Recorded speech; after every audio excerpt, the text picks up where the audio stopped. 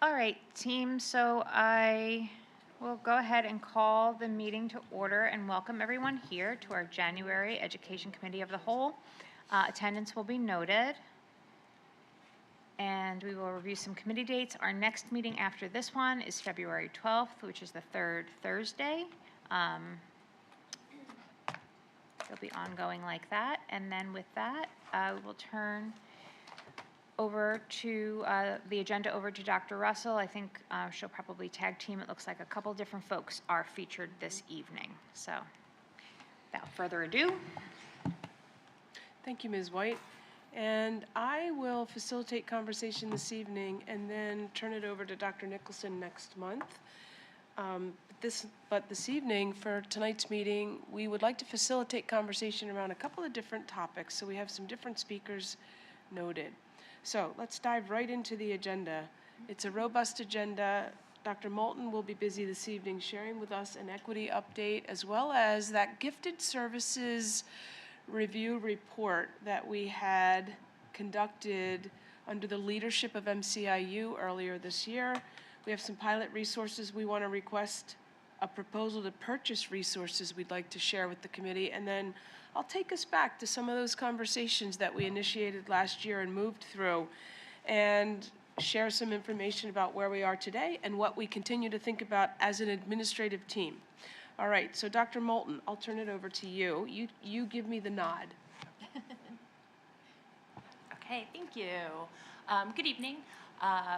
Tonight, wanted to talk about a couple of topics. One thing I had kind of wanted to mention was we have a educational equity action plan, and our action plan was last updated in maybe August or September.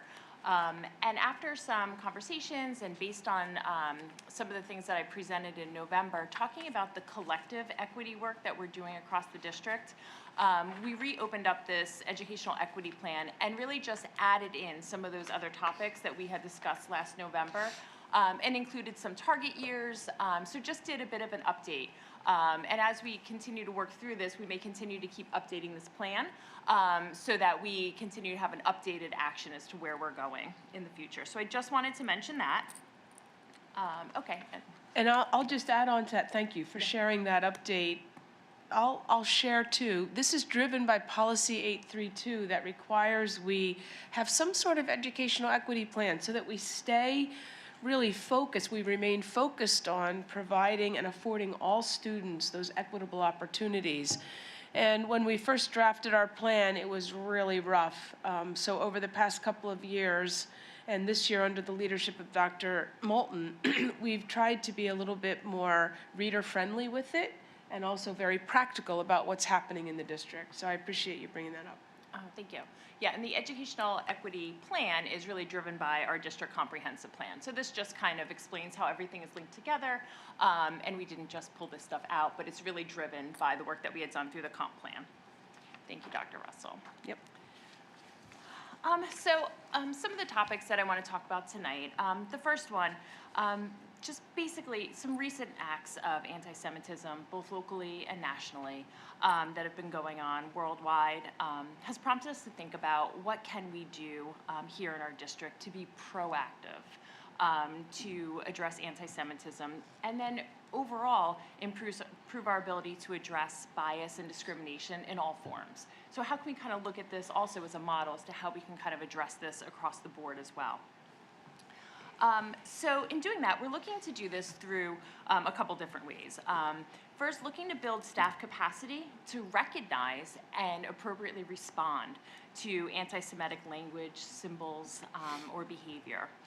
So really looking to empower our educators, A, to recognize, but B, to feel confident in responding in the moment in a consistent and age-appropriate manner that's aligned to our expectations of student safety.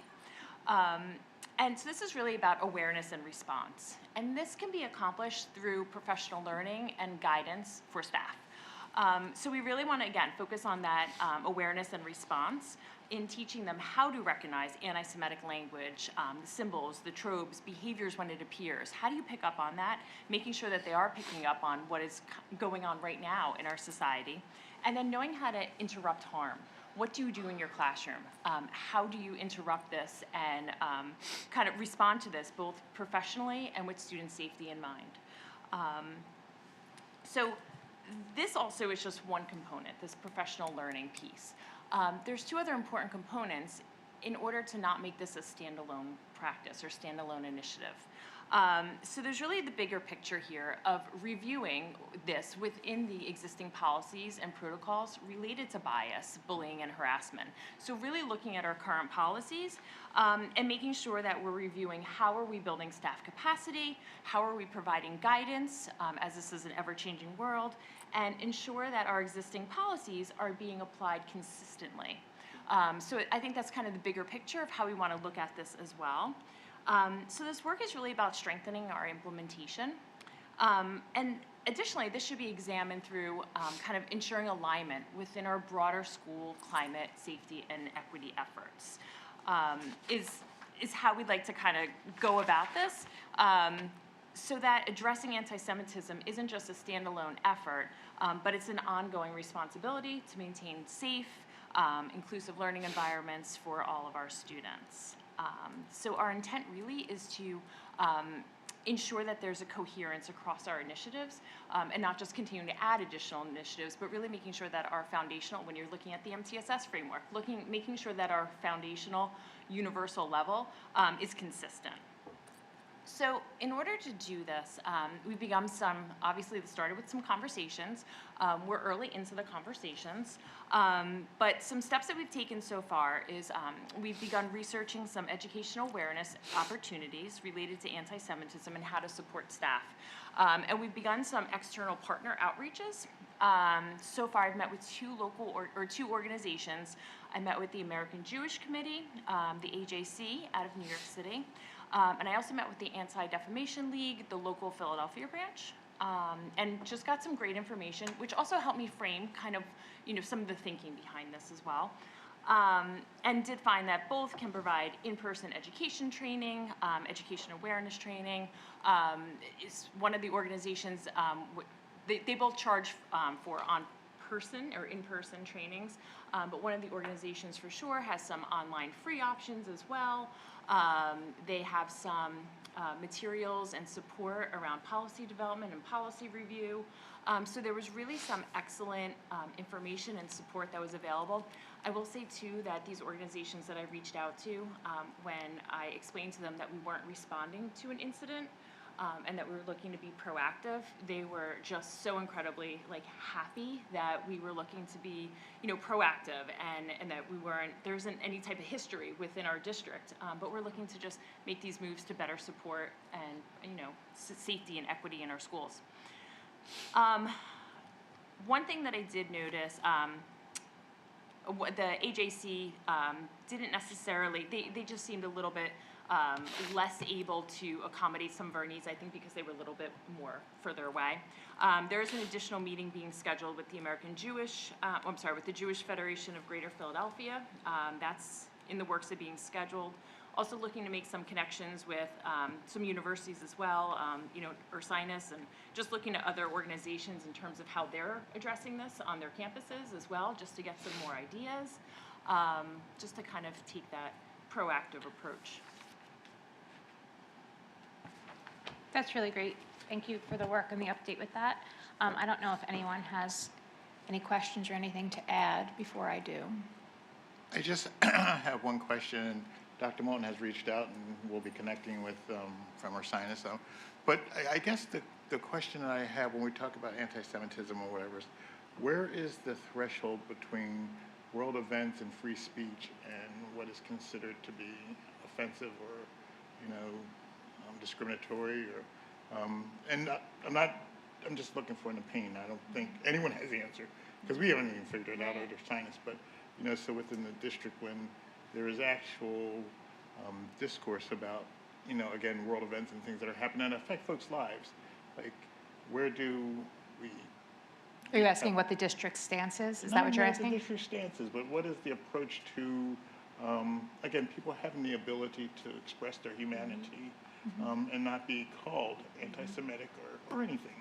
So I'm just curious about that in regards to a conversation about starting points or how things may go. So, and that's an open question, you know. So. Yeah, I think that's a really valid question. And, you know, in the conversations that I've informally had with Dr. Russell, you know, over the years, time to time, and then more specifically in response to some of the things that have happened in Montgomery County recently. And they're very challenging, very serious things. And then, you know, when things escalate and you end up with a situation like just happened in Mississippi, for example, you really realize how quickly things can escalate and how much room there is to have opportunities for intervention and education before it gets to that point.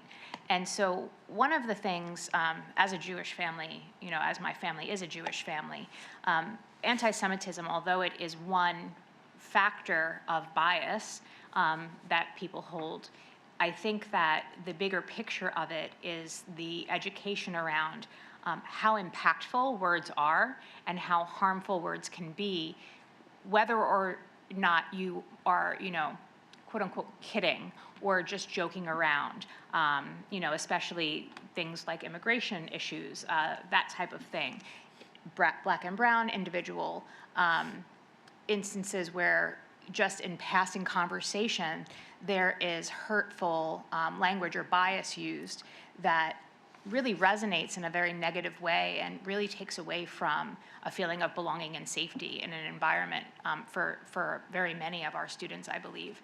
So I think the bigger picture about the education piece of it, and I think through the experiences that I've had with, for example, the URJ up in New York, I know it's a little different than the one that you were contacted with, and then the Greater Federation for Philadelphia, is around all bias and all belonging and how multiple things can be true at once. You know, you can have empathy for one group while also recognizing the humanity of another. And so there's an intersectionality, I think, that it goes unsaid very often because I think people are concerned about having the conversation, but when you have hard conversations, although sometimes they are uncomfortable, I think that everyone comes away with an understanding. So in starting, as you mentioned, they think, oh, it's proactive.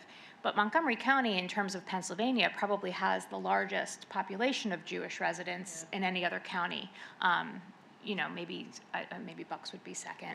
But, you know, that's something that, in my view, that the school districts in Montgomery County should solidify and have a message and a zero tolerance stance for all bias and all negative speak.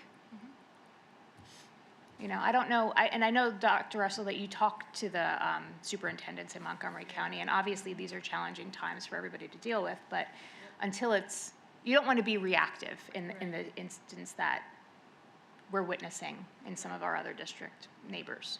Yeah.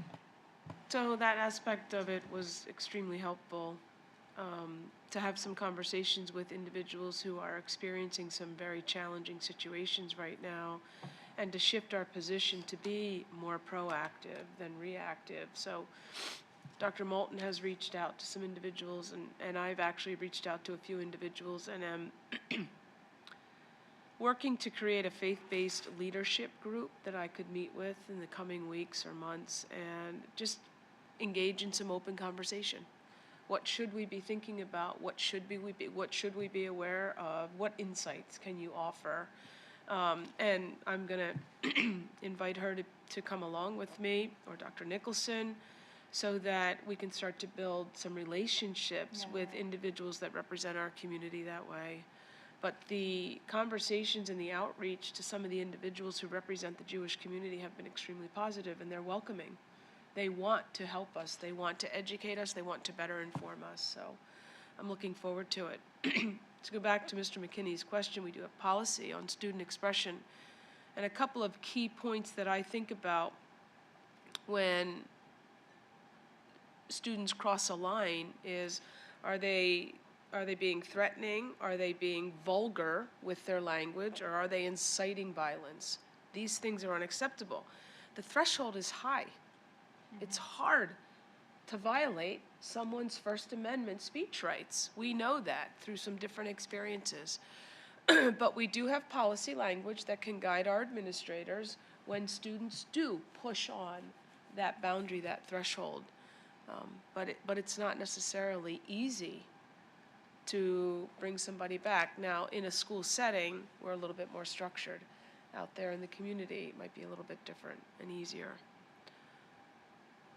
But we want to work on it with our staff, and then we want to turnkey that to our students and continue to really nurture inclusive communities where people feel a part of the communities. It sounds cliche, but that's what we're aiming for. We want everyone to feel comfortable in the school community, truly. So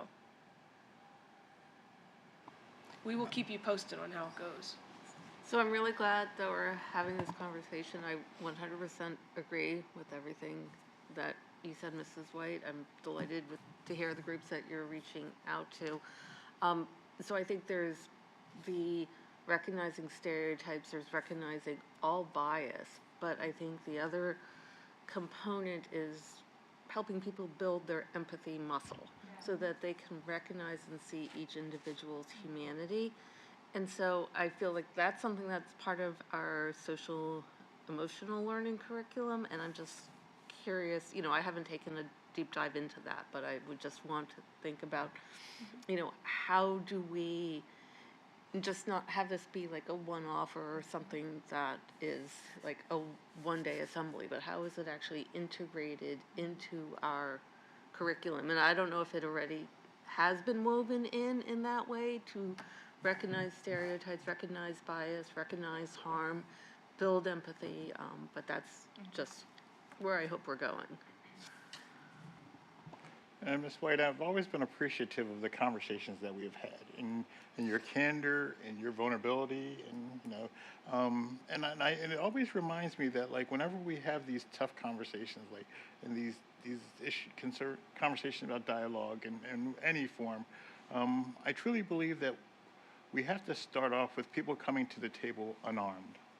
Like, so you kind of have to look at it in the sense of like, we're all starting at the same place with no preconceived notions and being authentic and genuine about that. And you've always been that way with me, even when you've helped educate me, and again, I hope, and Dr. Russell, we've had conversations in regards to other aspects of bias or inclusivity and things. And I hope as a district or whatever, we do provide that effort or that opportunity for everyone to be seen, heard, valued, and appreciated,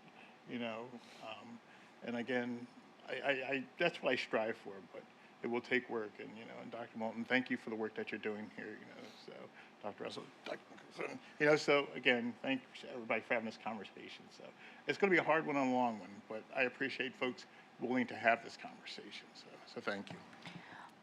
I appreciate you saying that, Mr. McKinney. And honestly, like, yes, we have been talking about it for several years running at this point. So it's really helpful to see that there's actual tangible, there's going to be deliverables, right? And I think, I think Dr. Moulton, you said it, if it wasn't earlier today, you definitely said it before, that modeling what we want to see is really, I think, one of the greatest tools. I think it was today you said it, right? So, to me, that starts with some professional development for a level of awareness.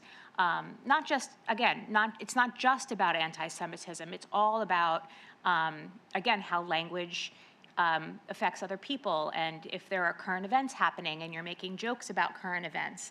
I think, especially in light of some of the more serious immigration issues that we're seeing in the country, we have immigrants in our midst. We have families that are maybe not residents or not permanent residents of the United States, and I think that they also deserve, to Ms. Lofton's point, to be treated in a humane and very kind, empathetic way. And understanding that our differences actually make us stronger, I think, is the thing that will actually help move the ball forward. But again, I think that starts with modeling in the classrooms and bringing in a heightened awareness to listening for dialogue, interjecting, and then to Dr. Russell's point about meeting with different faith groups, allowing people the autonomy to have advocacy if they do see something or hear something, that they should feel comfortable enough and empowered enough to interject and put a stop to it. Because I think that that's the other thing. You know, when you laugh something off, it doesn't necessarily mean that you think it's funny. It means that you don't have another avenue. So, and I think best intentions around a table like this, all well and good, but it really comes down to what's happening in the buildings and in the classrooms. So that's my take on it in general. But I think that, you know, we have to chip away at it, and then if you pick a topic, you know, the lesson becomes integrated because it overlaps with other marginalized folks. So thank you. Thank you. Excellent. I will, keep you guys updated on the work that we're doing and, where we're kind of heading with next steps as we continue to meet with these other organizations. But yeah, taking a proactive approach was, something that was important. We were having some good conversations about it.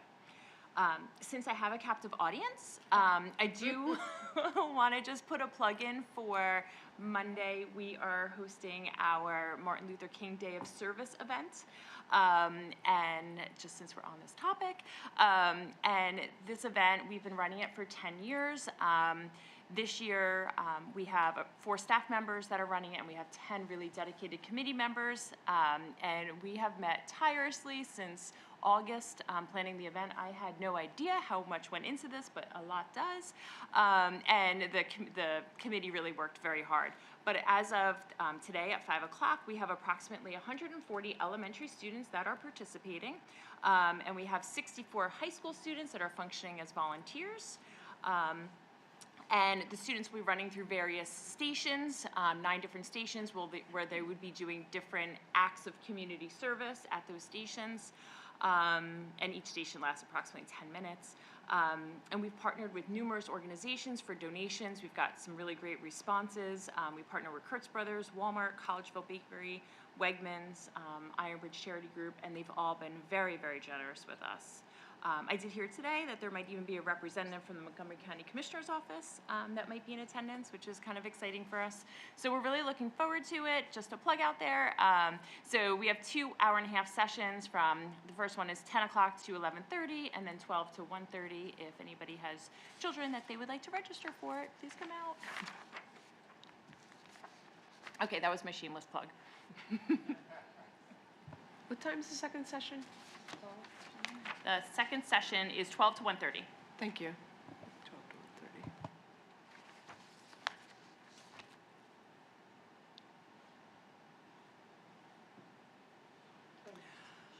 1:30. Okay, so next up, I wanted to talk about our Gifted Services Evaluation Report that we had completed with the MCIU. So we partnered with the MCIU in late summer, early fall, to provide us with an overall review of our gifted program.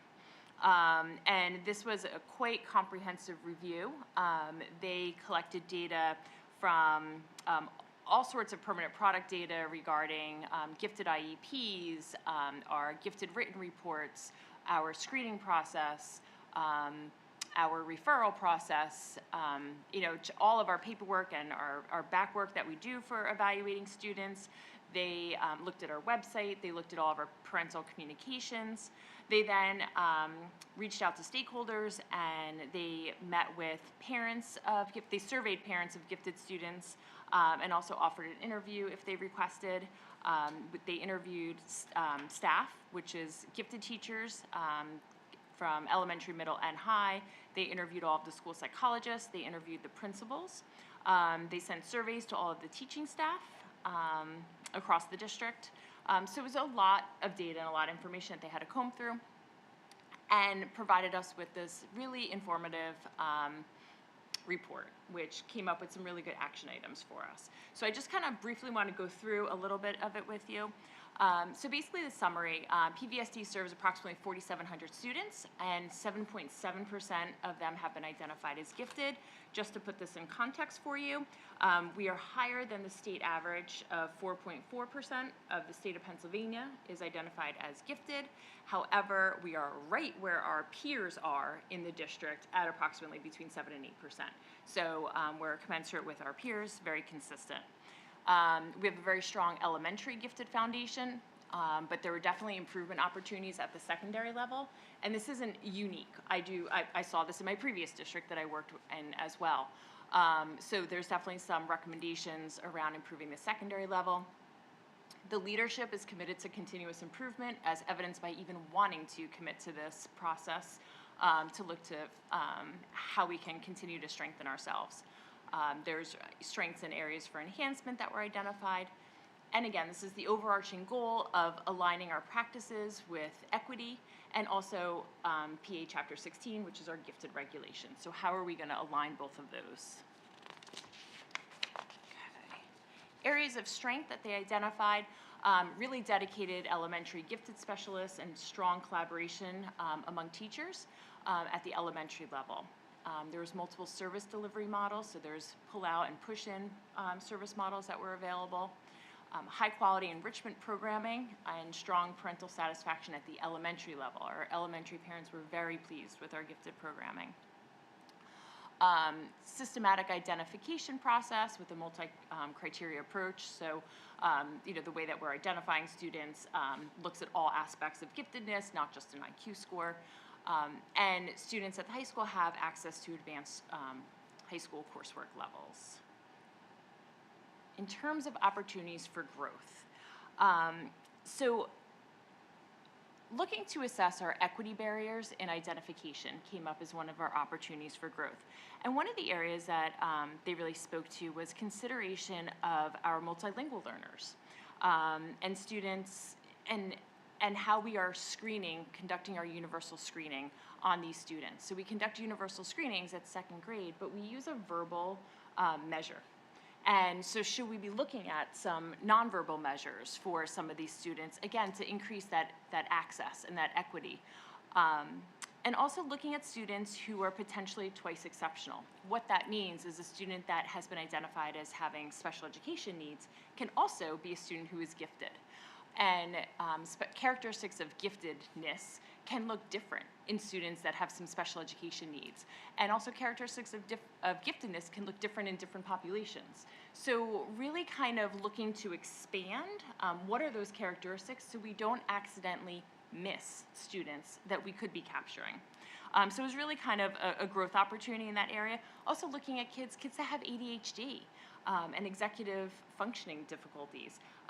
Their characteristics of giftedness could look very different and thus be overlooked. So really kind of focusing in on that. Improving our collaboration between gifted and general ed staff.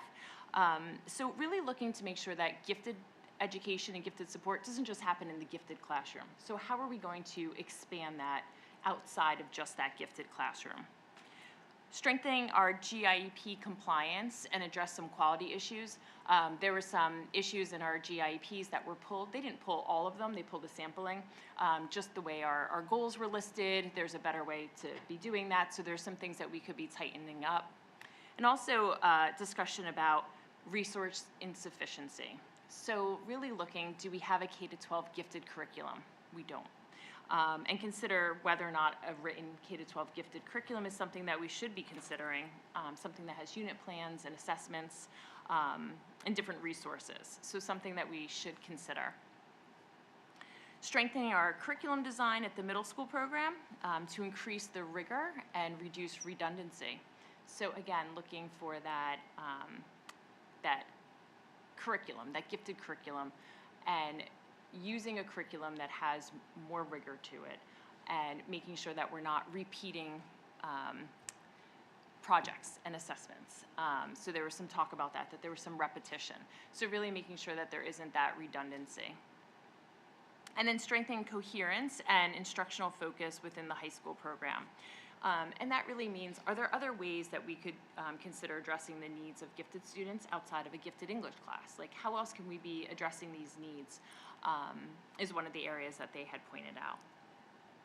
In terms of immediate actions, so then we kind of broke it down to, okay, there's a lot here. What can we do immediately? What are our short-term goals? And what are our long-term goals?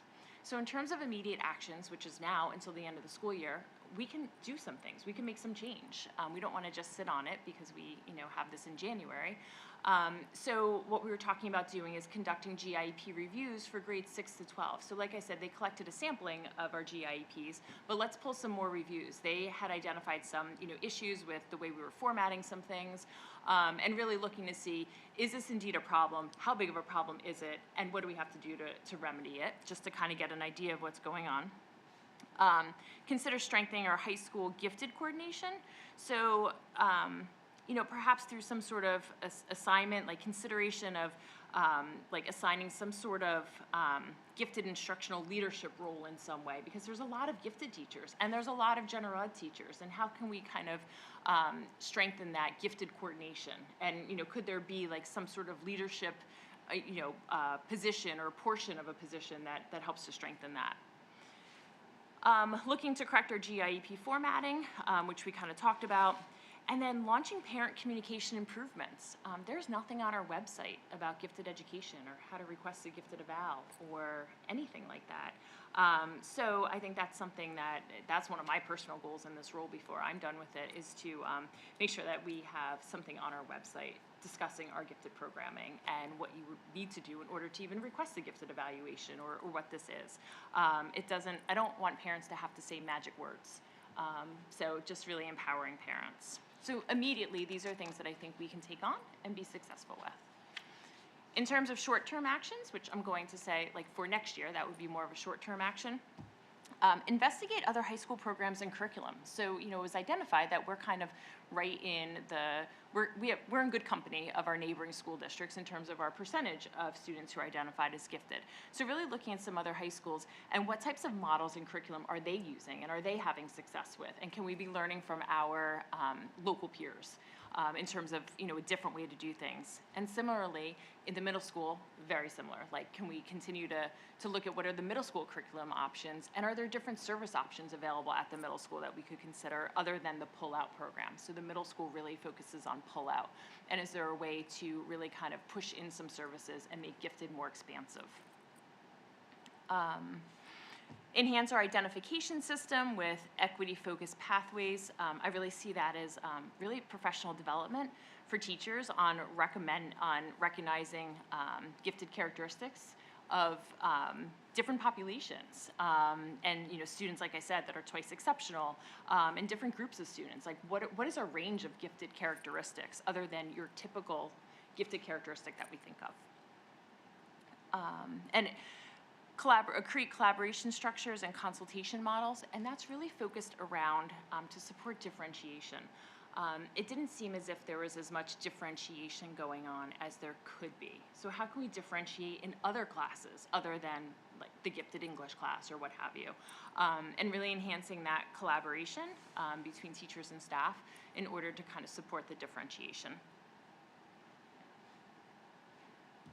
And then allocating resources and funding professional development.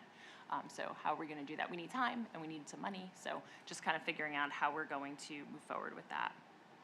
And then in terms of long-term actions, ultimately we want to develop a comprehensive K-12 gifted program model. That's our gold standard. That's what we'd really like to do. Making sure that we're embedding equity and cultural responsiveness in all of our systems and continuing to evaluate that. Not just saying we did it once, we checked it off, but continuing to look to see are there changes that need to be made as years come. So really conducting that systematic evaluation plan, implementing a multi-year professional development plan. We need some PD to make some of these changes. So having our plan as to how we're going to hit that. Establishing continuous improvement and evaluation cycles. We don't just make improvements once, but we continue to make improvements. We have to continue to evaluate where we are. And then strengthening our homeschool community partnerships. So strengthening our partnerships with our families, but also with our local institutions, local colleges and research institutions. Are there other avenues that we could be tapping into in order to support our students who have been identified as gifted? So in terms of meeting the professional development framework that I talked about, really kind of framing this as instructional strategies for gifted learners, equity and identification training for staff, collaboration and communication systems. These kind of emerged as the big themes in terms of needed areas of PD. And in terms of a timeline, kind of broke it down into 3 years, with year 1 being next year, because this is kind of a partial year. Kind of looking at that foundational training, so looking at those gifted characteristics across populations and differentiation. I kind of look at that as the foundational training. And then year 2, an intermediate training, that might be trainings on different curricula, different types of studies of different models, and models of different service deliveries, and strengthening our actual GIEP document is another area of an intermediate PD that I see us needing. And then year 3 would be advanced in coaching, and that's really like trainings as necessary, and then a coaching model that may end up developing as a result of some of the changes that we make. So in conclusion, PVSD is good. I mean, we have strong foundations and potential. The leadership is committed, and we need some adequate resources, making sure that we can support this. Continuing to focus on equity and quality programming. Partnering with parents and community is essential, and continuing to evaluate our programs to strengthen continuous improvement. So not just looking at it now, but continuing to look and grow. The more we know, the better we do. Any questions? Not a question, but a statement. And one of the things that I'm actually excited about and buoyed by is some of the verbiage that the district is using in reference to this area. And I will, again, reference Ms. White in the many conversations we've had about this topic area for the district. But the fact that we look at these as opportunities for growth and for improvement, like we should never be afraid to like pull back the covers and see where we're lacking, and really aggressively try to tackle it. So, yeah, so I'm glad to see that, and I was talking with Dr. Nicholson just briefly, because being on the JOC, I've talked with other board members from North Penn who have talked about programs in their district, which is really cool. So I said to him, I hope you brought that with you. So yes, and he said there have been conversations, which is awesome. So I see we're putting in place some resources within the district, that will help us down the road. So yes, again, just a statement.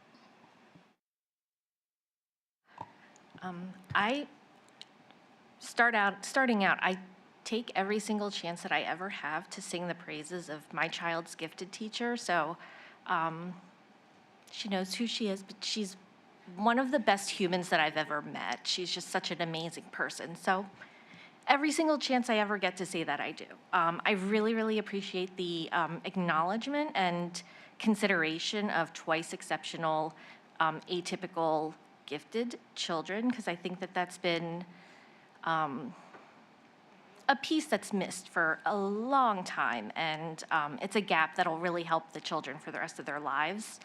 And then my other comment is just, I think when people think about giftedness, they tend to think about intelligence, but giftedness, like you said, is such a broad thing, and so many of the gifted children that I've met are very artistic, music, drawing, singing, like all different types of writing. So that's just including that gifted education isn't just about rigor, academics, but when you can rope those things in with these other strengths, it's really effective, I think. Thanks. I appreciate those points. I'm really glad that we have this data now. You did a very nice job of truncating it rather than having us look through all of the data that you received back. I'm sure that was a lot. I can only imagine how it was returned back to you. None of this per se, aside from some of the language used, especially about the twice exceptionality, I think that is a hole that is now just starting to be looked at in educational circles, understanding that giftedness is a type of neurodivergence and that it actually should be looked at in tandem with some factors. That language is really promising because I think it helps reframe what we think of as gifted, especially from like the 90s where it was just a whole different sort of thing. But none of it is particularly shocking to me. I think a lot of it is what we've been talking about for several years running, and this just cements that these are the things that we need to take care of. I appreciate the inclusion of action steps in the way that you broke it out. I appreciate the inclusion of the PD. My concern is how the focus and the partnership and the expectations will be placed on the classroom teachers, because I feel as though they already have a very large burden and a very wide spectrum of differentiation to cover, especially at the middle level. So it's very hard, in my opinion and observation as a parent, for a general ed teacher to teach to two very large ends of the spectrum. And so I think that in looking at pacing and programming at the middle level, I don't see how you can put expectations like this on teachers without working on shuffling some cohorts around and allowing them to actually be able to implement some of what you're looking to have implemented. That's my 2 cents there, and I think there's a lot of work to be done in that area. I mean, it's very easy to teach up in a math class or something like that, but when you have integrated subjects, it's hard. It's just hard. It's just you have a lot of different types of brains all working towards a goal, and you know, it's just.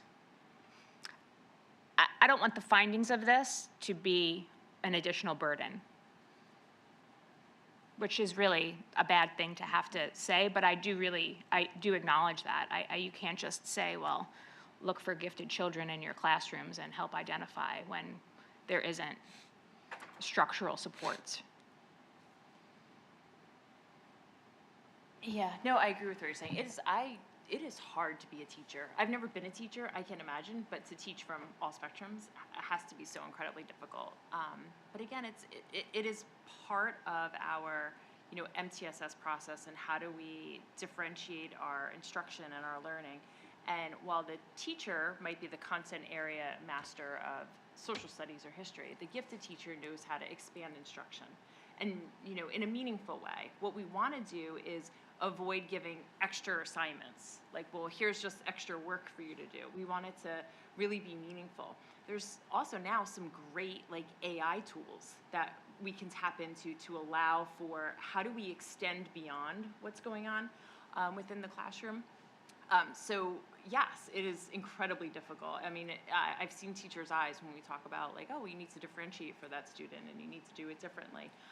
Differentiation is probably a conversation that we have once a week in many of our meetings. How do you differentiate and meet the needs of our students? But there are some different resources and supports, and that's what we kind of talked about, that coaching, or I mentioned briefly the idea of a coaching model. And how are we coaching up? Not necessarily coaching down. Similar principles, we're just going in the opposite direction. But it is not easy to be a teacher, and I do not envy them in any way. But I hear what you're saying. But from a curriculum standpoint, I think that would be my ask, because I want the work to happen. I think our students deserve it. I think, also taking a look at, early intervention, pullout's fantastic, enrichment's awesome, and again, it's not all about rigor, it's about difference of experience and different of modalities of actually receiving information in some instances.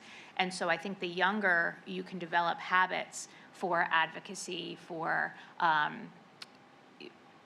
producing deliverables that speak to content for the child, mastery of the content for the child, which maybe are not status quo.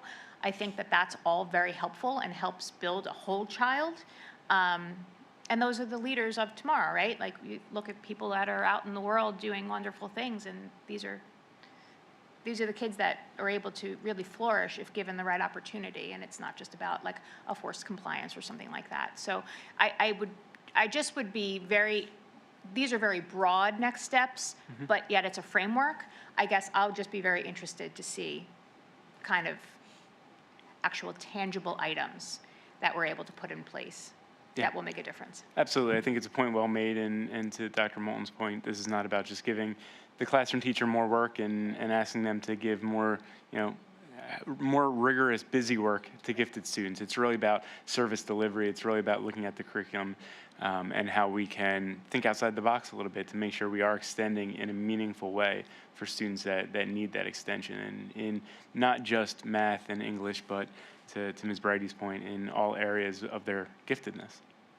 So we'll definitely keep you posted as we continue to put some more refinement into the plans.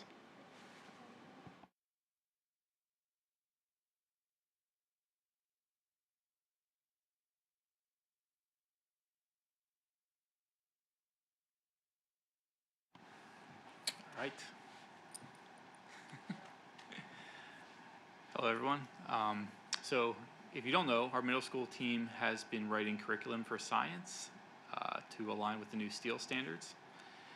And as part of that process, which we have been working on since actually the beginning of the year, we're looking to pilot 2 different programs comparatively. And so what the team did was they identified 3 as possible resources to pilot. The vendors came and presented to our teams, and then they chose 2 of those 3 resources to look at further to actually implement in their classrooms and choose 1 unit of study to pilot. And then after that unit of study is done with 1 resource, they would look to pilot the next one right after that. So the ones that we identified for this process would be, I'm sorry, clicking my computer. Can you press click for me? There you go. Can you go to the next one? I'm sorry, Dr. Russell. Oh, went too far. No, backwards one. I'm sorry. That went to Natalie's there. The next one. I had 2 slides there. There it is. I think it says, yeah, Style and Kessler Science are the 2 resources that our team identified that they were most interested in. It's because they were predominantly inquiry-based and had strong phenomena-driven lessons from the presentations that we encountered. It also allowed our team some flexibility as well, because in Perkiomen Valley School District, we have a plethora of resources right outside of our classroom walls that teachers really want to continue to engage students in, such as like PV Woods, just the beautiful campuses both at East and West, and so they didn't want to lose access to those. So they wanted some flexibility in the resource as well, so that although like a student might be able to see like some really great phenomena on a video right in front of them on their computer, it's much more important to take them outside and show them that science exists all around us and not just like in their textbook. So those are the 2 resources that we're looking at that our teachers are pretty excited about. And we're looking to get this started in February through April, where in April we would like to bring 1 resource to the board to present to you all as one to adopt. All right, thank you. So as you may know, in the middle school, we've recently implemented an intervention and enrichment period. 2 years ago, we purchased intervention materials to address student needs in the lower strands of the reading group for phonemic awareness, phonics, decoding. Those resources were rewards and SIPs, if you remember those. What we don't have are resources to support students who may need additional support in the upper strands of the reading group of language comprehension. So if any one of these components is missing from a student's educational background, then they could, it leads to reading comprehension concerns. So if a student is identified as someone who has a reading comprehension concern, it could be due to any one of these 8 components of the reading group. We have resources to address word recognition. We don't have resources right now for intervention to support students with language comprehension. So we are looking for and looking at resources to help students who may have a reading comprehension concern, but who can already decode the words so that the concern is related to something else, such as background knowledge or vocabulary. One of the resources that we looked at is Waggle. So if you wouldn't mind moving to the next, yeah. Waggle is an HMH product. It is an online platform that's adaptive, and it provides personalized, precise practice for students in English language arts and is related to our current curriculum at the middle school, which is into literature. So we are looking at piloting approximately this resource for approximately 40 students across East and West. And the profile of that student is someone who has reading comprehension concerns, but who can already decode the words. So we're looking for something to support students who fit that profile, and we have about 40 between the two middle schools.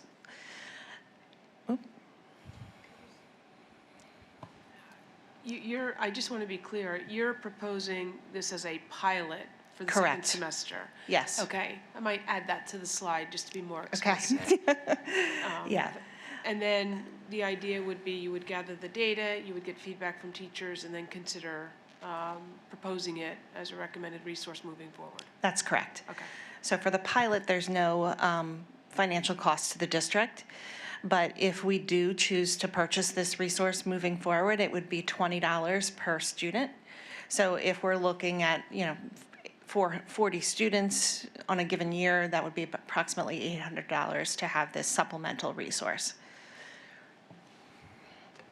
We're just looking for approval for the pilot at this point.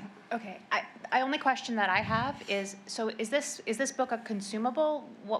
So this would be an intervention item that would happen in a pullout It would scenario. happen during the I&E period. Yep. It's not necessarily considered an intervention. Okay. It's a supplemental resource. Okay, so is So it- our students who need intervention, intense intervention, would most likely be in rewards or SIPs or Wilson, some of the resources that we already have.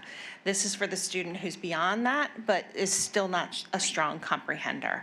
Okay. So it's really not an intervention, it's supplemental. Okay, almost like maybe like an enrichment, but Yes. more practice.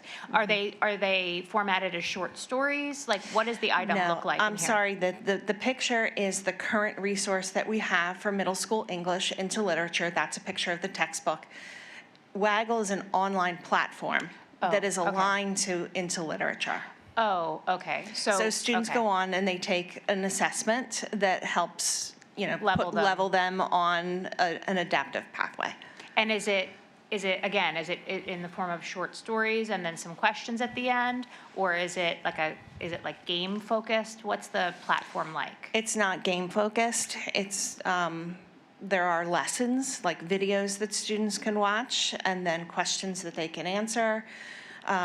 There are some passages that students would read, some vocabulary words that they would be exposed to. It really covers the gamut of that language comprehension component of reading comprehension. And then there are questions, I guess, at the end. The payoff is Yes, Is there's and then they can lessons, there's choose to practice, and then level up assessment. or- Yes. okay. And with regards to comprehension, does this address that sometimes a student maybe would be an auditory learner, that they could read along with it? Will it be read to them? There is an option for the text to be read. Okay. But I don't Like, in other know words, that they can that would read be the words, used. like you said, that's not a barrier. But Yes. perhaps listening to it would be a way for them to internalize and comprehend as opposed to read. Do you know what I'm saying? Right, there are different levels of comprehension, and some students can comprehend through listening Right. at a higher level than they can through reading the That's my text. point. Yes. Okay, so I didn't Yes. know if that may be addressed to this and was able to help, like if that was an accommodation that they needed, perhaps.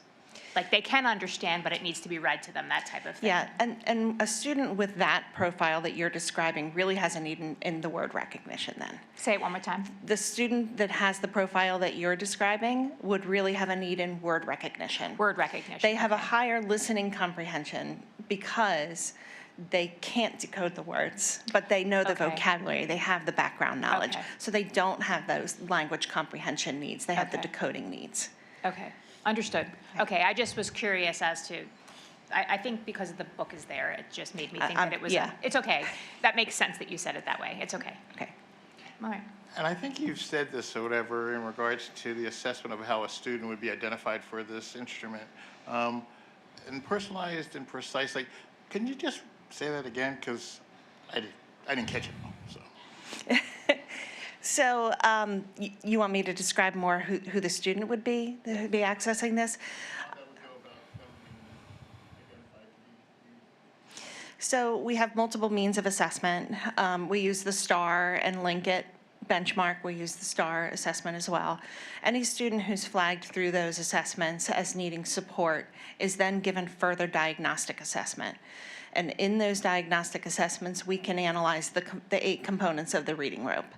So if a student comes up with a need that is in those upper strands, this would be a resource for them. If a student comes up with a need in coding, phonics, phonological awareness, then we would most likely put them into an intervention such as rewards or SIPs. So the number of 40 was just a general number, so it could be higher or lower? No, that's our current number based on the most recent assessments that we've completed, the number of students that we think still have, or that we know still have a reading comprehension concern, but they've already gone through rewards or SIPs, or that we've given them a diagnostic that shows they don't have a decoding concern. And that is grades 6 through 8, both schools? That's correct. Thank you. Yes.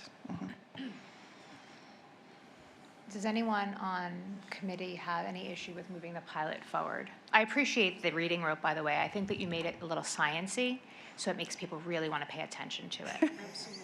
Yeah. Once you make it like a DNA strand, everybody's like, oh, yeah, we'll definitely do it. Yep. Dr. Russell? No? Yep. All right. Do it. Report back. Let us know. Okay, great, thank you. So that'll be on the board agenda. Perfect. So that pilot will be on the board agenda in February. Okay.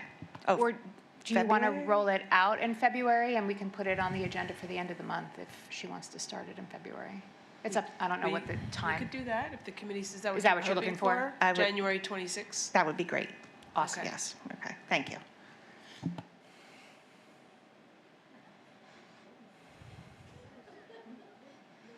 No time to talk data. Oh my God, wow. You know Bob's disappointed. Judy's upset about it. Wade is upset. I'd rather just have a regular meeting.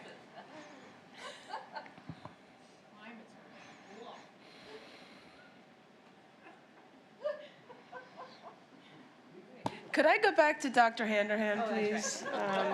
We're still in a meeting, friends. So, Dr. Handerhan, should we also put on your pilot, your 2 resources? Yeah, I would appreciate that if that's if we can do that, that'd be great. Okay, Ms. White is suggesting that maybe you should wait until February. You already have the one DNA strand thing for January? Would you like me, as the superintendent, to request of our board consideration for this to be on the January 26th From the agenda? science lady over Happy here. to do that for you. Yeah, part of the 7th grade curriculum is they go through genetics and DNA, so it'd be, So you So feel it like there's a works. tie-in? It All works. right, all Fits. right, okay, I support it then. All right, so we will also propose those. Thank you. I see that you're sitting on opposite sides of the table, by the way, and Chaz is on this side, I'm just saying. Correct, right. That's right. Don't think I didn't notice. Okay. Okay. Our AP US History textbook will be out of compliance with College Board requirements at the end of this school year. The requirements for College Board is that the textbook be no older than 10 years old. Because of that, we reviewed some AP US History textbooks that are recommended by College Board, including American Pageant by Cengage, including American History by McGraw-Hill. The review committee consisted of myself, Dr. Amy Sachs, who's the House Principal overseeing the Social Studies Department, Social Studies Department Chair, and the 2 teachers who currently teach this course. Our criteria that we used to evaluate the textbook and the resources included those that are outlined in Policy 108, including such criteria as accessibility, alignment to standards, and of course, College Board curriculum, as well as educational pedagogy, writing opportunities, engagement, things like that. We are recommending the purchase of American Pageant by Cengage. In addition to the student textbook, we'd be looking to purchase 2 classroom sets of the student textbook so that each of the AP US Histories can have a class set. In addition to that, we're looking to purchase a consumable that is called Fast Track to a 5. It's a consumable workbook that helps prepare students for the AP exam that includes many writing opportunities that we don't currently have a resource for this course. So the recommendation is to purchase this and for 6 years, the consumable for 6 years, and the 2 class sets of the textbook. Is that per year for the consumable, or is that? That's for 6 years. Oh, okay.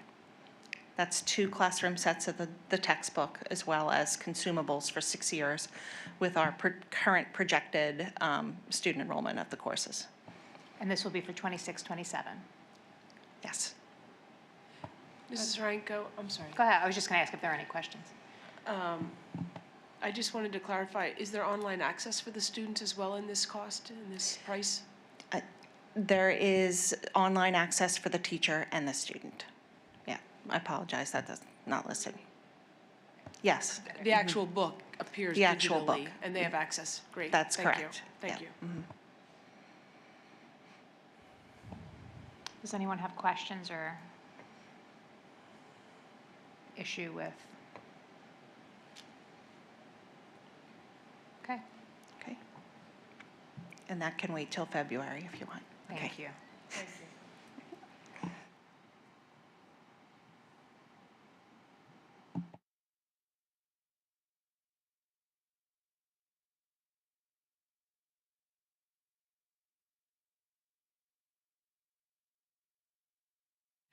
So this last section is one that I would like to facilitate some conversation around. I'm going to jump to this slide.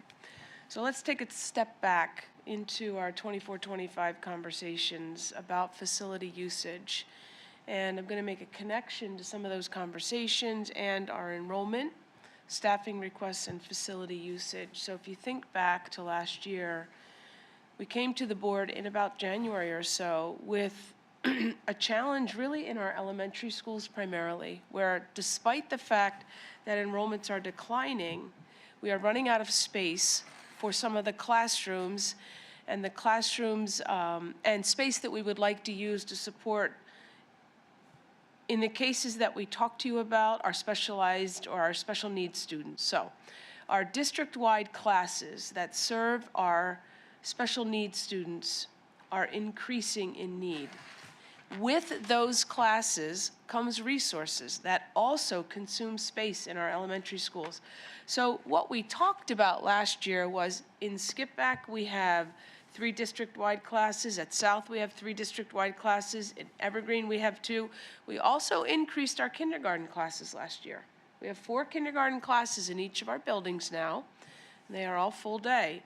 So these space constraints prompted us to think about, are we being as resourceful as possible with our facilities? As we considered ideas and talked to you about the idea of combining 5th and 6th grade students out at West, we also believed that would be really positive for our students and would improve, or had the potential to improve, their outcomes. We know that that conversation landed in a place where we discussed, I presented to you as a board and the public, we just weren't at a readiness for that change. We had a lot of consternation that was created in our community because of some of the different aspects that were involved in shifting all 5th and 6th graders out to West and then hosting all 7th and 8th graders at East. As part of the conversations too, we talked about this idea that skip back splits when it sends 5th graders onto 6th grade. Some go to West, some go to East, and the same happens in Evergreen, and the percentage breakdown is a little bit different at Evergreen. It's more like 60-40 or even 70-30 sometimes, where skip back's a little closer to 50-50. And this was something that we actually raised some questions about and wondered, would it be better to have all skip back 5th graders transition as 6th graders to the same middle school? We did hear some comments from people in skip back that were concerned with that idea. Nobody really seems to want to drive to West, and I think that was a big negative to anything that was discussed.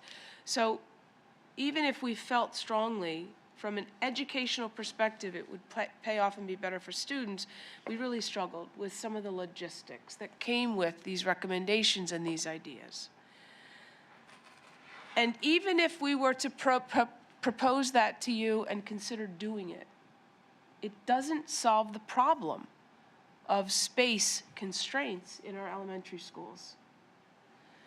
So we continue as an administrative team to think about what we do and how we might organize some of these district-wide classes that could potentially increase next year. Our early intervention numbers, we're hearing, look higher. And that's not just for Perkiomen Valley, that's really for all school districts in Montgomery County. There are more and more students that are being identified, and the most appropriate placement in many cases is a district-wide classroom within the district that they would otherwise attend. So we need to really think about that. Schwanksville doesn't have a district-wide classroom. Is that something we need to think about for next year? What else can we consider to free up space where it might be needed? Now, what does help us is that right now, with some of the projections, and the slide got a little bit busier after policy committee Monday night because the board considered some proposed policy adjustments to policy 126 and the class size recommendations. So this is current enrollments as of 1/9, so the top spreadsheet line, current enrollments as of 1/9. And anywhere there's a highlight in yellow means there was a change in the number of teachers or classrooms. So the middle line, the middle table, represents the projections based on current class size recommendations, because that's the policy that exists, so those are our targets. And what we see at the elementary level is that there is potentially a decrease of maybe 3 teachers as of today, that there would be 3 fewer classrooms needed. And 2 of them are at skip back. That could be really helpful. Not that it's easy for a building to have a higher than 3 number of district-wide classes because of the number of resources that are necessary to support them most effectively. But freeing up some space at skip back could be helpful. Now the bottom line represents the projections based on what was proposed for policy 126. So where you see an adjustment really is in Schwanksville, 5th grade, where that number was sitting at 24. Now that's 1 student on average outside of what's recommended. I don't know that in reality we would come to you and ask for another teacher, but that is outside this new proposed range. So if we make the adjustments that are represented here in policy and then aim for those and uphold those, we could see a potential decrease of 2 teachers at the elementary level. And already there is some advocacy for not going down by one class at Skip Back based on student needs. So we'll talk more about that. That's something for us to work through as we begin to learn about who may be retiring or resigning and the number of students as they continue to fluctuate a little bit. So this is a work in progress, but it gives you a picture based on some updated policy language, presuming that's approved by the board. At the middle level, this is what we see. So again, top line, the top table represents current enrollments. The middle, projections, we're rolling students over, we're figuring out who goes to East, who goes to West, who's coming into 6th grade, and how many teachers do we need based upon current class size recommended ranges, and then lastly, with proposed. So you see a change there in the number of teachers that we could maybe see shift. And really right now we're focused on 6th grade. You're also able to observe how those class sizes are starting to change and shift at West in 7th and 8th grades. They're really dropping. So we mentioned, and I mentioned this Monday, what we project is an enrollment at West next year that's less than at least 2 of our elementary schools, and it's very close to Schwenksville. It's within a couple of students, actually. So again, declining enrollments for a district present a different set of challenges. We often think about, what do we do if we're increasing in student enrollment? Well, we need to build buildings, or we need to expand buildings, or we need to add modulars, we need to add teachers. It becomes different when you're actually observing a decline in enrollment, and yet an increase in the special education population and identification. So the conversations continue among the administrative team due to, we now have 4 kindergarten classes in each building. These specialized classes right now are projected to increase. We don't have hard and fast numbers, and we know we have space available, at least at West, very clearly. I went over the purpose of why some of this was a conversation last year and what we talked about as next steps. And this evaluate the transition from elementary to middle schools and the social aspects that we might be able to improve upon in the experience we offer our students was something that we were left with. I don't know that, again, our community is even ready for that change. We heard the change where all Skip Back students would go to West and all Evergreen students would go to East. I'm not sure. And it doesn't solve the original problem or the impetus for the conversation, which was really more classroom space at Skip Back and South. So I don't want the board to think, or this committee to think, we've abandoned the conversation and we're moving away from it, because it was challenging last year and it created consternation among some in our community. We're not interested in doing that. What we are interested in doing is finding ways to be as resourceful as possible, both with human resources and our facilities. So we as a team are really trying to think differently and outside the box around how we might use the space available to us and continue these conversations in this committee setting, as we do that. Dr. Russell? Yeah. May I, just a comment or two about some of this stuff. The sending all students from a particular elementary school to a middle school and eliminating the territorial maps that we currently have, I agree that that's essentially a social benefit.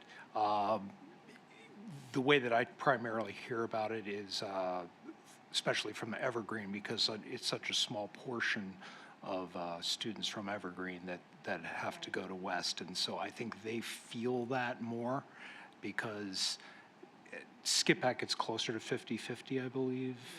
And so there, it seems equitable, as if you're looking at it from the lens of, gee, the kids in my elementary school class, about half of us are going to go here and half goes there. And it seems fair, I think, when you look at it from that perspective. Well, no. I'm just, anyway, where you can do, if you were to look at that from an evergreen perspective, like 2 out of 10, maybe 3 out of 10 in the class would be going there. So they seem, not that they're intentionally targeted, it's just that's the way the math works because of the map. And correct me if I'm wrong, every time we have looked at this, at least in recent years, if we were to assign middle schools by just their elementary school thing, doesn't that continues to even out the populations between East and West, which is not a social thing, but just a use of facilities? If you, I mean, and we've We've It run does that a little before. better, yeah, it does a little bit better because Skipback has a higher population of fifth graders.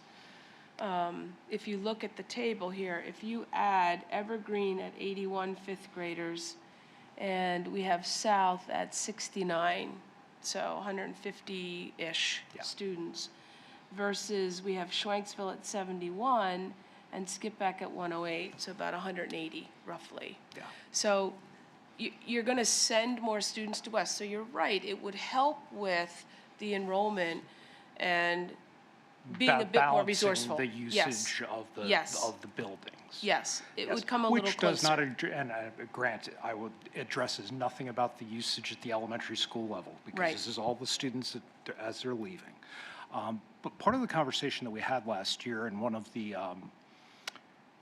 arguments that was in favor of moving to the grade centers was Mr. Ganesh looked very much into a transportation program using smaller vehicles to get people from the furthest areas of the district, which would have also included parts of Skipback that currently go to West, using smaller vehicles. Have we dropped that? Because even with our current students, current maps, the students that are in portions of Skipback Township that travel to West, their commute hasn't improved.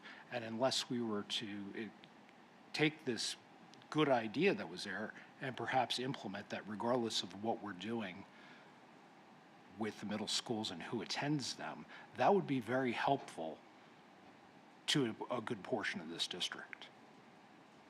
And have we looked at moving forward with that plan?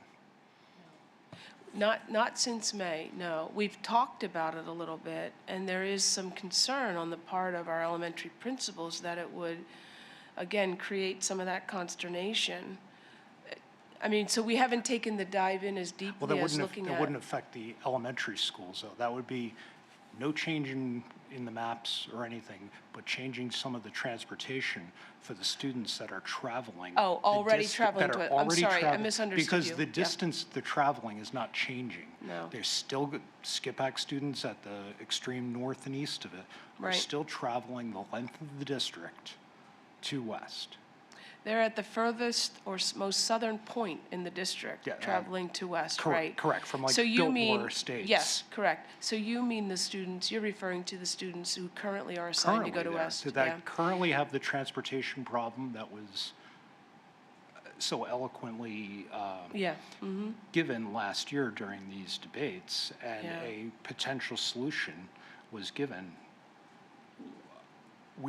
I believe we should be looking at trying to implement that for the students that are already having that issue. If we can improve their commute time, I don't see why we don't. so I can look into that, and report back next month. So let me do that before I just share what I believe is part of a challenge around that.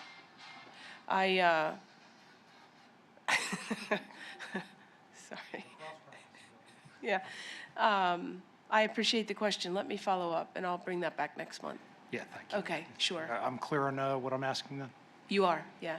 Yeah, I'm not sure we have enough cadets. That's where my mind is, but I'll find Well, out. that was the problem at the Yeah, time. it It was a was. matter of purchasing, and, well, Yeah. it's January. So let me learn and get some more specifics, and then I can share back with the committee next month.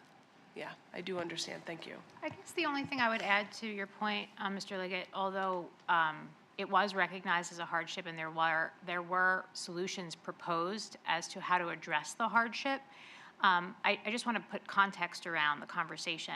I don't know if everybody followed the bouncing ball about that last year, but that was one of the points.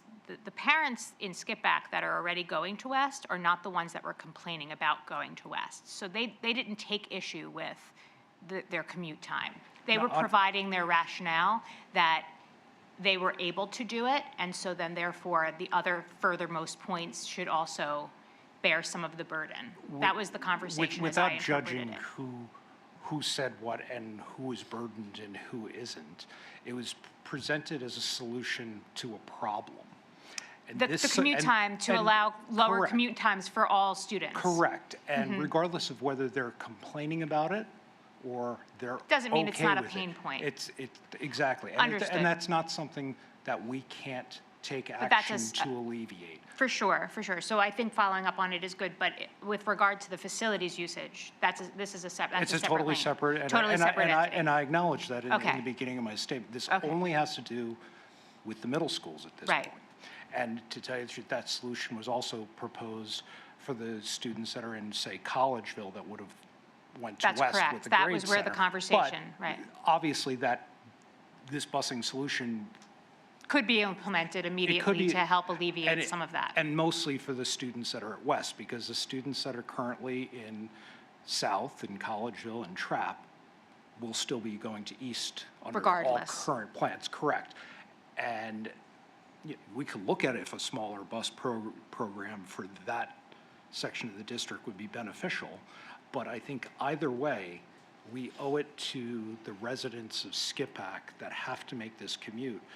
If we've identified a tool that can make the commute for the students easier, I think it is incumbent on us to try and implement it. Okay, noted. Does anyone have a facilities usage point with regard to the enrollment slides? Well, I think that the transportation does tie into the facilities discussion because the feasibility of the transportation, I think, impacts some of our decision-making around the facilities. So I would share, as somebody who had 4 children start Skip Back, go out to West at a time when all the late buses were canceled because of budget restrictions, and I had to drive, to West every day for, 10 years. And then graduate from the high school. I've seen, so 20-some years of experience of this dynamic. The split of elementary students going to the middle schools is an issue. And I wouldn't just say it's just social. It is a social issue. That's in our mission statement. We're educating our students intellectually, socially, and emotionally. And there is a social upheaval of going to middle school that is exacerbated when you are torn from your friend group. And we heard a lot, part of the discussion last year was the concern about transitions. And so I think if it doesn't matter if it's 70-30, 50-50, if you're separated from your friend group that you have had throughout elementary, that is an impact on a student. So I think that is something that we should be thinking about as we talk about how we are utilizing our buildings.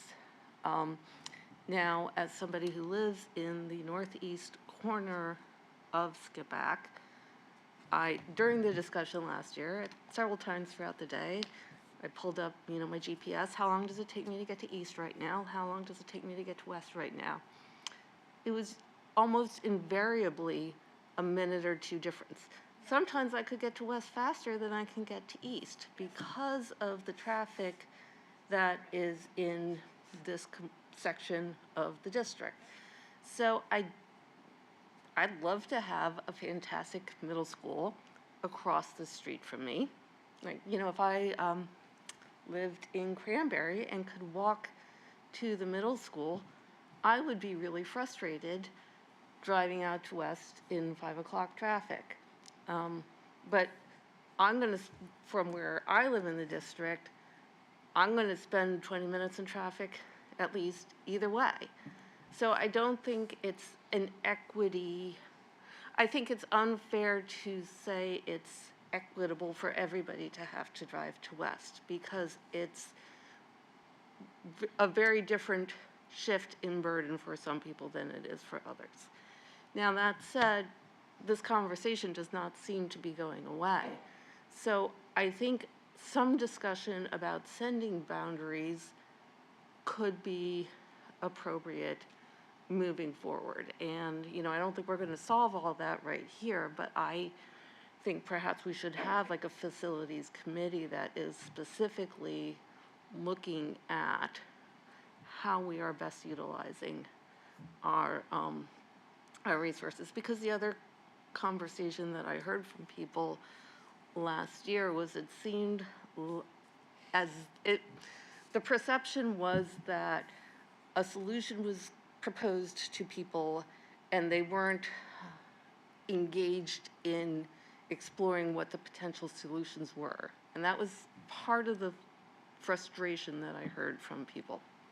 So I think we need to look, you know, unemotionally at what are all the different ways that we could be best utilizing our resources within the district to make the best possible experience for all students. Understanding that any shift is going to be difficult, but also recognizing, you know, the importance of the communities, because people, you know, have their traditions, and it's hopefully their elementary school is really their safe space, and it's a place where they really feel those connections. And so I think anytime you're thinking about changing that, it's really something that, you know, we need to be looking at very carefully and thoughtfully to ensure that we're doing right by all of our families in our district.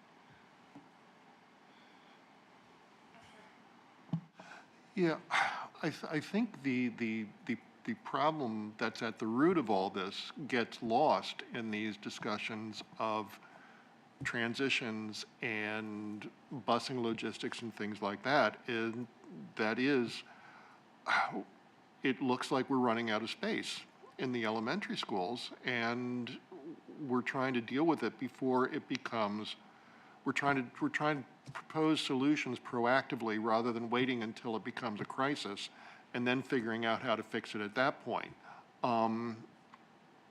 If the problem we're trying to solve is space at the elementary school level, that needs to really be brought forward a lot more positively to the community, so the community understands the problem that we're trying to solve. It just seemed that as we were talking about this last year, almost every time we talked about it, there was a different focus to the project, and it all got lost. And then the overarching discussion was, kids are going to be on the bus for an hour getting from Collegeville to West, which, you know, even though we had evidence that that wasn't going to be the case, that's what it turned into. Why do you want to put kids on a bus for an hour going from Collegeville out to West? We need to be clearer about what the problem is that we're trying to solve here.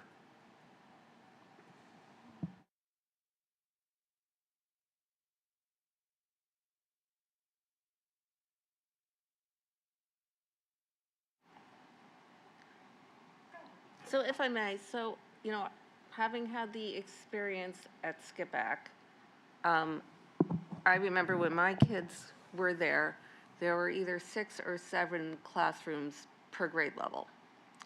And so now we're looking at 4 or 5 classrooms per grade level. Now I recognize we've added 2 classrooms for kindergarten. We have 3 classrooms for the district-wide classrooms. But knowing what my experience was, and that there were, you know, upwards of 800 students there, I'm having a hard time wrapping my mind around the idea that we just don't have the space with 540 students. And, you know, okay, so we have 2 kindergarten classrooms, we've got 3 district-wide classrooms. There should still be more space, and I don't I would like to learn more about why we don't have the space when we're down by hundreds of students. Yeah, so that was the focus of our walkthroughs, and I think Dr. Russell can speak to that a little bit more. We didn't walk through Skip Back specifically, we walked through Evergreen. And I think that, well, go ahead, Dr. Russell, but that was the focus of our walkthroughs. It was, and I would welcome the board who's any members who may be available. We can walk through Skip Back and actually see that firsthand. Just as Dr. Weston rode a bus firsthand, he experienced it, and I think it was really helpful. And you know, like I said a few minutes ago, Mrs. Lofton, you're right. Our enrollment is projected to continue to decline. So next year we could have 2 fewer classes that we need. So that's going to be a big help at Skip Back. But right now, and last year, they were really struggling for space. If we continue to need to add district-wide classrooms, then it's a wash to some degree. It all depends on how these numbers play out. Right now, if we decrease by 2 classes, that'll be a big help. But we can walk through and get a sense of what that looks like in a building firsthand and talk about it more. I'd be happy to host that. We walked through Evergreen. I'd be happy to host Skip Back. Actually, Mrs. Nasoy invited us to do that, and we ended up going through Evergreen. Again, it's some of the resources that have come with some of the classes too, and the space that they require and are entitled to. I'm happy to schedule that if you'd be interested in that. I'd be interested in that. And then Yeah. the other, I mean, we had this conversation back in 2018 when we were talking, when administration wanted to close an elementary school and shift 5th grade up into the middle school. And the other solution that was proposed was that we build a wing onto Schwenksville. And my understanding is that the Schwenksville Elementary School is designed, architecturally was planned so that a wing could be built upon it. And, obviously that's an expense, but if the barriers and the burdens of the shift as they had been proposed are too great for our community, perhaps that's a conversation to have again, that we expand Schwenksville Elementary and work to align better our district sending areas with an expanded elementary school. So, and that was something that I think that you and I maybe had discussed last year as well, Judy, that rings a bell to me. And I think the thing that, for me anyway, that is lost a little bit, and Dr. Weston pointed it out pretty well in terms of how it gets lost in the commute time conversation, is that wouldn't be without disruption. Because then now you still are redistricting elementary schools to then fill the wing that you're building at Schwenksville, right? And you're having to move potentially some families that currently go to Evergreen. Now those families then, because they're at Schwenksville, they would go to West. It's kind of like a domino thing that would happen with regard to that. And then ultimately that doesn't really solve the facilities piece of it for West's enrollment. You'll have more families, maybe in a roundabout way, via Schwenksville, but it doesn't help fill West up, in my view. So I think that when we were proposed this challenge last year and when the conversation started, we really were trying to look at what do we have as a fiscally responsible board in front of us, and how can we shuffle and move at net neutral cost. That was really kind of the tact that was taken. And I think a lot of that really was lost in some of the dialogue because it isn't just one problem to solve. It isn't just facilities. It isn't just student experience. It isn't just transportation. It's all integrated because better outcomes come when all things. And I know that you understand that. I just, to me, again, building on at Schwenksville, where there was a parent angrily said, well, then build more at Skip Back. But that doesn't solve the problem of balancing a budget or using what we actually have, you know? So I think that that's the piece of it that I continue to struggle with is, you know, although there are barriers, to your point, you'd love to have an elementary school, I mean, a middle school right across the street, you know, you and I. But that's where we live. And then the argument was made, well, you chose to live there and you didn't choose to, yeah. So, you know, we kind of go in circles about these different rationales for why or why not. But at the end of the day, we have 7 buildings. We have 4,700 students. And we all have to balance a budget that there's a shortfall for. And we still need to provide resources and staffing and opportunities. Well, the other idea, and I remember Mr. Liggett bringing this up, and it seemed to be pretty summarily dismissed, was the idea of moving the middle schools to a 5 to 8 model. And I know that there was concerns about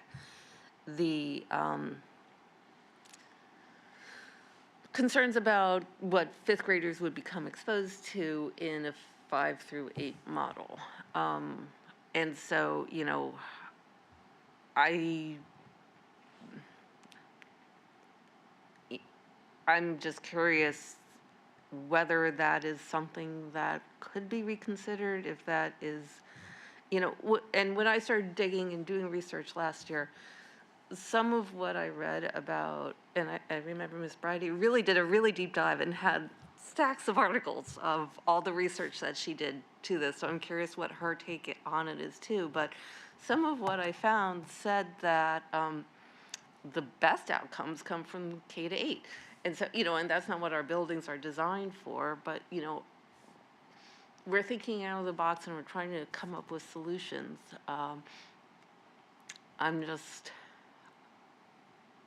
The realignment as it was proposed last year did not feel like it fit our community's needs, is my perspective on it.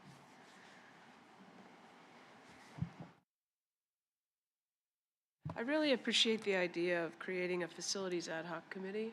And really, if this committee recommends it and the board is interested and willing to explore some ideas further, again, simultaneous to observing the trends downward, maybe that's the path to take. A specialized group that's a working group to really look at facilities and consider some of the possibilities that might allow us to be as resourceful as possible.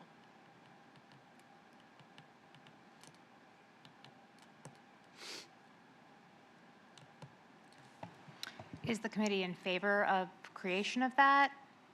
What are the thoughts there? I think it sounds like a good idea because we still have a problem that needs to be solved. We've spent, you know, I know a lot of effort was put into it last year, but, you know, a solution that was able to be implemented wasn't achieved. So, I mean, you can't just turn your head. Like, it feels like a committee to work on it is the only logical path to take. Okay. I don't disagree with that. I support that idea. I think my only caution or question or wondering, I don't know how you want to say it, is at what point do we still come back to the same conclusion for a solution that's not favorable because it's different and change is uncomfortable? And I'm not saying I know one way or the other what the solution should be, but the hours that our administrative team put into this last year behind the scenes was really, it was just a mountain. And they did it, I mean, honestly, happily. They, you know, diligently. I don't know, happily. Optically, it was happy, okay? But, I mean, it was very, very hard behind the scenes to watch them go through and take down feedback and information and produce data and basically be called into question whether or not they were actually just manufacturing a solution to fit a narrative when it was literally reporting the news of this is the solution we came up with. So it's kind of like no one's brought a better solution because maybe there isn't a better solution. Like I said, we have 7 buildings and 4,700 kids. So, you know, I'm not, the only trepidation is then how long do you let an ad hoc committee go on before you still come back to the same conclusion? Or a similar conclusion?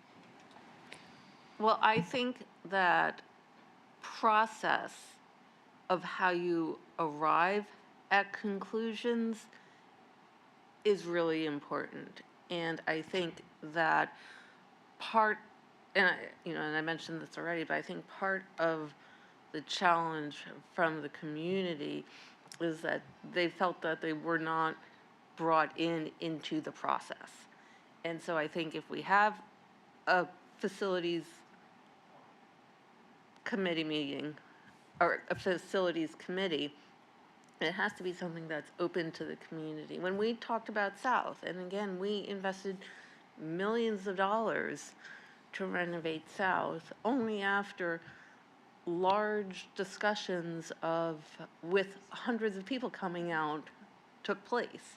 You know, and everything was on the table. Do we build a new elementary school? Where would we buy land? What are we, do we get modulars? I mean, No, I understand Yeah. perceptions and optics. I mean, and just to be completely candid and transparent, there were individuals on the board that didn't want to actually have any community engagement or meetings with regards to the realignment. They just wanted to bring it to the board and vote on it. And so there was a very purposeful election made to not do that and to have meetings where there were town hall style meetings, there were collaborative working meetings, there was community dialogue, there was public comment. So again, I don't want the work that was done in those meetings to be dismissed or undone because that foundation of that information and that community feedback doesn't go away. The truth of the comments that were, that Mrs. Rango was diligently writing on big poster paper doesn't go away. Those comments are still the same comments. And I just want to be very clear that that was purposeful that those comments existed because, and the mock bus runs that were created and the video of the bus, I mean, everything was scrutinized so much, but there was an allowance for that and a facilitation for that to actually happen in the public as opposed to the strategy of just coming and voting on it. but I think. But I understand perception. But the challenge around all of that work was done in support of a single solution as opposed to, hey, here's 5 different solutions. Do you have any other ideas for solutions? Great, let's talk pros and cons of each of these solutions to narrow it down to the one. Okay, let's troubleshoot this and figure out how we make this address all the pain points. Okay. Right, and so That's fair. Go ahead, Dr. I think to an extent that was done in some of the earlier presentations and earlier meetings with the board before the public engagement really started coming out. And maybe that should have been reinforced in some of the public meetings. Yeah. But yeah, we did have those reviews where different solutions were discussed. Sounds and defensive, it came back around to the realignment to 5, 6, and 7, 8. I mean, you brought up the whole thing with South back in the day, and one of the reasons I think that got as out of control as it did was because we did have very early on the presentations of the different options that were being considered, and the thing that got glommed onto was the proposal that to close South. And suddenly that became the focus of everybody's objection, and that dominated the conversation for months before we finally got around that. So, yeah, I mean, present all the options, go through all the options, but understand, again, how something that is almost a non sequitur in that case became the focus of so many people's objections. And like with the realignment last year, the issue of the transportation became the dominant issue in people's minds, despite that we had evidence that it wasn't going to be as much of an issue that people were making it into. I think it's helpful, Dr. Weston, that you lived through both of those. I think it's helpful that you lived through both of those. I know that Judy lived through South. That was probably very traumatic, honestly, Well, because I no. was just starting to pay attention at that point in the years because my child is younger than Right. yours. But, you know, to me, this sounds like, if we can, we'll probably bring closure to, I think it was robust conversation, but I think that what I'm hearing is that a facilities task force type of solution finding, maybe using the information that we had from last year as a springboard to start the dialogue again, community-wide, would be helpful, considering the problem, you know, to Ms. Bridey's point, is not solved. I don't know if that would maybe happen in tandem with safety and operations, maybe prior to safety operations. I don't know. Maybe we can discuss that, when it would most be suitable. Yeah, I appreciate the opportunity to talk about it. I would like to take this back to our admin team and really identify a purpose and an up-to-date challenge we may be facing. Again, as you look at the enrollments and the continued or ongoing decline, I just want to make sure we're very clear about what it is we're going to try to solve and why. And then I think if we develop a facilities task force, meeting that hour before safety and ops, potentially like we do with policy before a business committee, might make a lot of sense. And we can start to lay out some of the considerations. But what I'd really like to do is talk to the admin team, principals in particular, and then come back to the committee next month with some follow-up and give you a sense of where they are in their thinking. And we will look at the numbers very carefully. And we'll look at them out 3 years, not just next year, so that we have some more concrete data based on what we know today, and we'll talk about it. And we have some new eyes, like, listen. We have some new PV eyes, is not, PV is not our friends at North Penn. We're just a little peanut compared to their gigantic conglomerate. But I think perspective is very helpful in helping solution find, honestly. Looking ahead, we have on the calendar February 12th. That's the board walkthrough for the high school. So there'll be a facilities walk there. That's sort of a separate lane of conversation, but that's already on the calendar for February 12th. And then our other walkthrough was for East on May 6th. So perhaps in March, we can try to maybe get into skip back if we can find a date that works for, you know, everybody has a different schedule. So I know that that's sometimes a challenge for during the day walkthrough. But maybe we can add that. Evergreen we saw in October, but that was prior. So I think maybe fresh eyes. Does that sound like a good plan? Absolutely. You know, and the one other piece of this that I think is important is that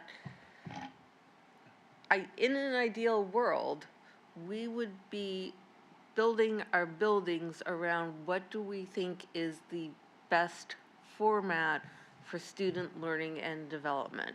And, you know, I think that there's a reason why the K-5 and 6 to 9 is the predominant model that you see across the country. And so, but well, make that case to me, because I don't know that it isn't a good one. No, I'm just saying, Well, no, sometimes things that's what become I'm saying. antiquated, But right? make that case to me. Help me understand, because I feel like adding the burden, the various different burdens and pain points to solve a facilities issue might hurt a lot more than it would if it was, we truly believe that this is in our students' best academic interest. Because, you know, I've talked to people who have driven their students an hour to another school because they thought that was in their child's best interest. I think people in our community, by and large, are going to go out of their way to do what they think is best for their children. And so if we actually can make the case that this isn't how we are solving our facilities problem, it's how we are, it's the student experience should be leading our conversation. And that, I think, also kind of got lost. I agree. I agree with that piece of it, but I guess the thing that continues to get lost, though, is the intersectionality of the issues. It's not just one thing. I mean, obviously, we do not have unlimited resources. Clearly, you know. But both things Yes. can be true at once. It Right. can also solve a facilities issue and then also be the best outcome, because then that would create other opportunities. And perhaps the board internally had more information than got shared out or that I was It obviously, aware yeah, of. didn't land. Yeah, Right, correct. right, yes. Mr. McKinney? Well, I guess, in the previous exercise, I think the administration approached it with well-intentions and due diligence. But the narrative then became that data was fudged to present a particular narrative or whatever. I would think if we do something this time around or whatever, that people have to come to an understanding if there's a solution, there's a solution. And it's not going to fit everyone. And that's the thing about it. I think people were more in line with what affected them or impacted them personally, as opposed to what may have been, could have been good for the district. So I think as we come to this, like, we've got to think, are we looking at this institutionally as like what is good for the district in the future? Or are we looking at this right here, right now, and this will impact my family, and therefore I don't like it? So that's the thing I think we have to really get our arms around, and I don't think we were able to get past that last time. And, so it became very emotional, very high charged, and so it just makes it difficult.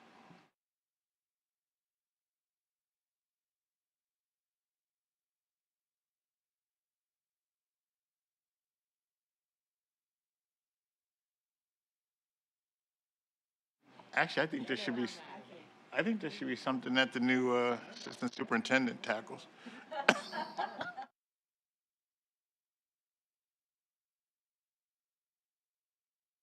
All right, that was excellent. Really, that was a very helpful conversation, I think, to keep the ball rolling forward and so that the work's not lost, and to help improve outcomes overall for the district. Did you have anything else, Dr. Russell? I do not, thank you. Does anyone have anything else for the good of the group? Any more sciencey things? Any hands-on experiments? Don't push us. Okay. Membean, we could do like one quick Membean, 15 minutes? No? Okay. Very good. I adjourn. Thanks, guys. Thank you.